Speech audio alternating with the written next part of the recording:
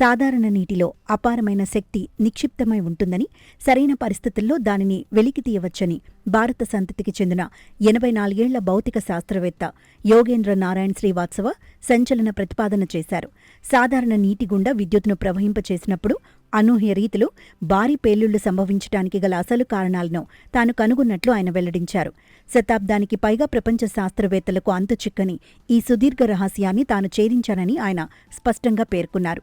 ఈ అంశంపై 1907వ సంవత్సరం నుంచే ప్రపంచవ్యాప్తంగా వివిధ పరిశోధనలు కొనసాగుతున్నాయి.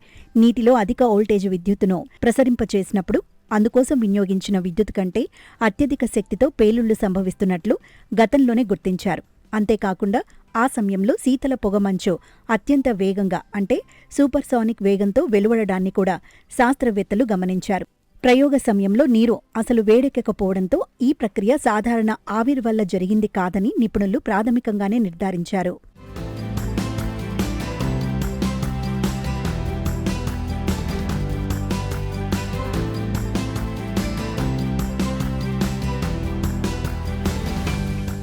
నార్త్ ఈస్టర్న్ యూనివర్సిటీ ప్రొఫెసర్ అయిన శ్రీవాత్సవ ఈ శాస్త్రీయ మిస్టరీకి తనదైన శైలిలో స్పష్టమైన వివరణ ఇచ్చారు.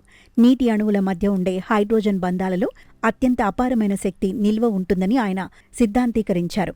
నీరు విద్యుత్ ప్రక్రియకు గురైనప్పుడు ఆ హైడ్రోజన్ బంధాలు ఒక్కసారిగా విచ్ఛిన్నమై ఆ శక్తి బయటకు విడుదలవుతుందని ఆయన వివరించారు. ఈ నూతన సిద్ధాంతం కనుక ప్రయోగపూర్వకంగా నిరూపితమైతే భవిష్యత్తులో స్వచ్ఛ ఇంధన ఉత్పత్తికి సరికొత్త మార్గాలు సుగమమవుతాయి.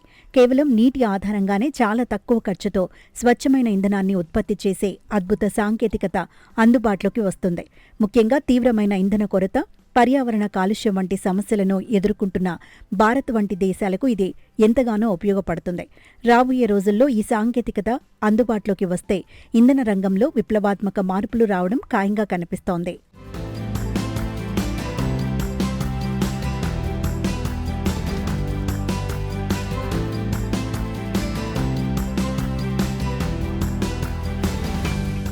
అయితే ప్రొఫెసర్ శ్రీవాత్సవ చేసిన ఈ ప్రతిపాదన ప్రస్తుతం ఇంకా ప్రయోగ దశలోనే కొనసాగుతోంది.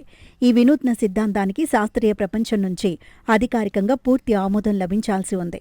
గతంలో జరిగిన ప్రయోగాలలో శక్తి పరిమాణాన్ని లెక్కించడంలో ఏవైనా లోపాలు ఉండి ఉండవచ్చని కొందరు నిపుణులు సందేహాలు వ్యక్తం చేస్తున్నారు. అందుకే ఈ సిద్ధాంతాన్ని మరింత లోతుగా పరిశీలించేందుకు ప్రైవేటు నిధులతో త్వరలోనే నూతన ప్రయోగాలు ప్రారంభం కానున్నాయి. రాబోయే కాలంలో జరగబోయే ఈ కీలక పరిశోధనలే శ్రీవాత్సవ వాదనలోని అసలు వాస్తవికతను సంపూర్ణంగా తేల్చనున్నాయి. ఏది ఏమైనా ఈ ఆవిష్కరణ గనక రుజువైతే మానవాళికి లభించే స్వచ్ఛ ఇంధన వనరుల్లో ఇదొక మైలురాయిగా నిలిచిపోతుంది.